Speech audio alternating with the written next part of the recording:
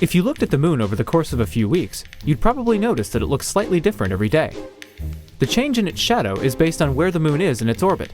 We call this cycle the phases of the moon, and it occurs roughly once a month. At least twice a year, however, something quite different happens.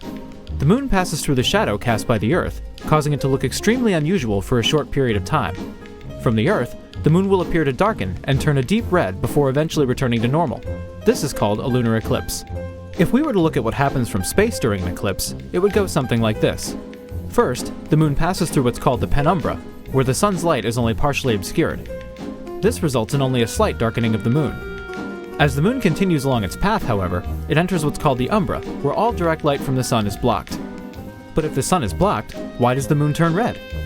When light from the sun goes by the side of the Earth, it passes through a long and thick layer of Earth's atmosphere. Shorter wavelengths of sunlight, like blue, are scattered by the atmosphere, so by the time the light has finished its trip to the moon, more of the longer wavelengths, like red, are left over. On the Earth, the same thing happens at sunset as the ground you stand on gradually passes into night.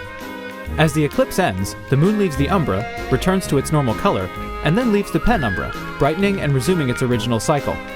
Overall, the whole process lasts only from a few minutes to a few hours, so you'll have to be quick if you want to see it. But, as long as you're willing to stay awake, you'll catch the moon as you won't see it too often.